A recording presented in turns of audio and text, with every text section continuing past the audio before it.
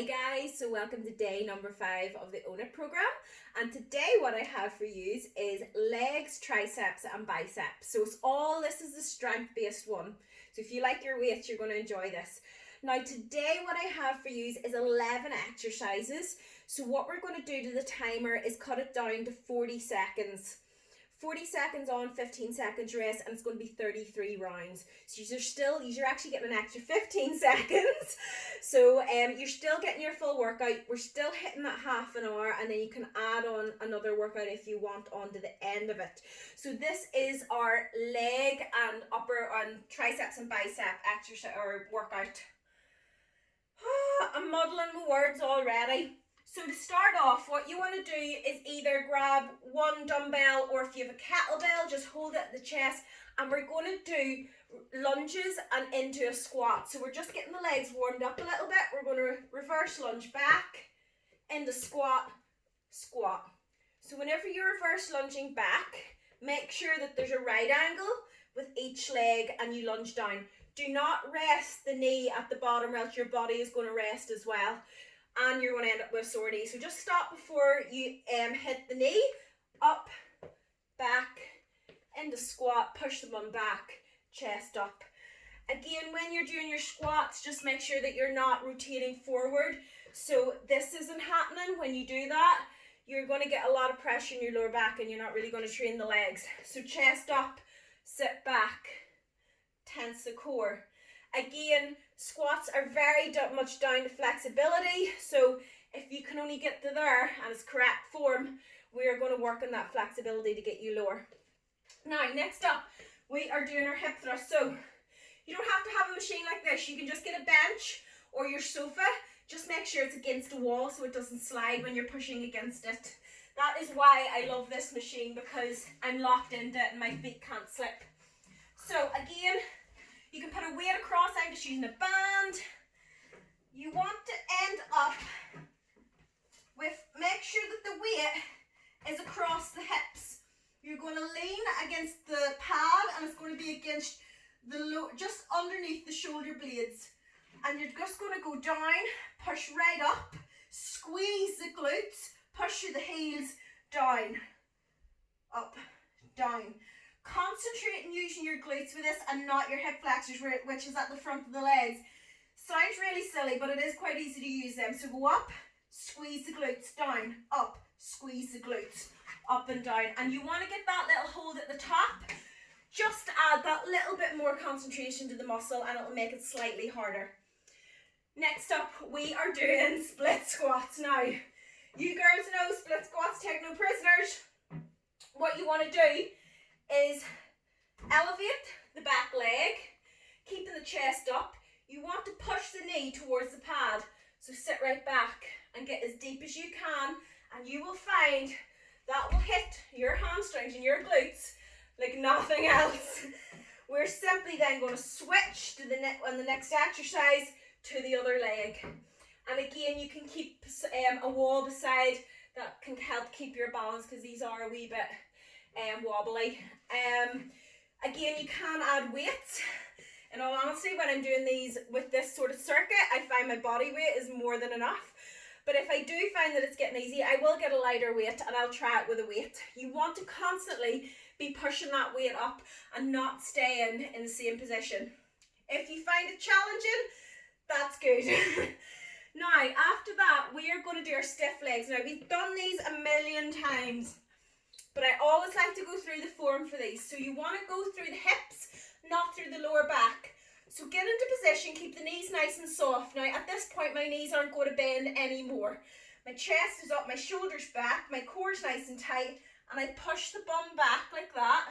I'm getting a stretch through the hamstrings, and then I drive up, squeezing the hamstrings and the glutes, keeping the head down.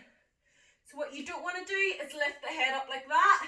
Keep the head down and drive up. What happens if you lift your head is you're going to completely hyperextend your spine, which is not going to be nice. You're going to start to feel little niggles in the lower back, and we don't want that. So don't lift the head. Think of proper form. I am driving through my shoulders up. I'm not lifting my head and trying to pull through the top of my head. pull through the back of the shoulders and squeeze the hamstrings and the glutes. I hope that made sense. Now, after that, we're going to go into our squats. I did warn you this was going to be a good leg day. I'm going to grab my dumbbells and bring them up to my chest, and you want to push that bum back. So, feet slightly pointed out, and you're just going to sit right in. Drive up, sit back, drive up. Again, you don't want to be wobbling with these. You want to keep the core nice and tight. Do not be going forward like this and just swinging it up. Please, please do not do that. Sit back into the legs. If you do them unweighted, I'd be happier you doing them unweighted than doing them with wrong form. Sit right back. If you need to get a stool, get a small stool and just tap your bum against it and keep the chest up. It is so important.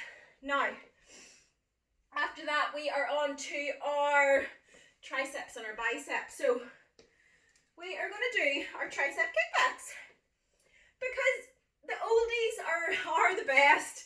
And yeah, there's no point getting fancy and coming up with fancy workout or exercises when these really are one of the best that you can do for your triceps. And we want results. That's what we want. So elbows up at the side. Your upper arm isn't going to move any further than this. Kick right back. So sit. You really want to concentrate on using that tricep and kicking through. After that, we are going to go on to our overhead extensions. So I like to do the diamond shape with my hand.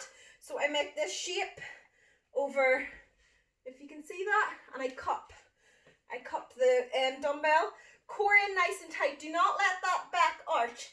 As nice as your butt looks when you stick it out, you want to keep it in and keep the core nice and tight and just drive right down, press right up. Again, one thing I see a lot of people doing wrong is this, and they go right over. As soon as I do that, it is on my rotator cuffs. You will hurt yourselves if you do that there. So keep the elbows up nice and high and just kick through. Do not do this over the head. Press right up. Your upper arm does not move at all. Right, after that, there's nothing like an arrow push-up to finish off your triceps. So we are down onto the ground. We want to narrow, so hands are placed slightly more together. I hope you can see this. Hands are placed slightly together. You can make a diamond shape with your hands as well if you want. Elbows are going to go back and stay at the side. So elbows are going back, you're going right down, press up. So I hope you can see that. Elbows are tight, press right up. So whenever I'm going down, my elbows are going in like that. They're not going out, they're going in like that. And again, you can, by all means, go down onto your knees. Just always let the chest go over the hands, press up. So what you don't want to do is this. Okay, just press down to the chest and press right up again.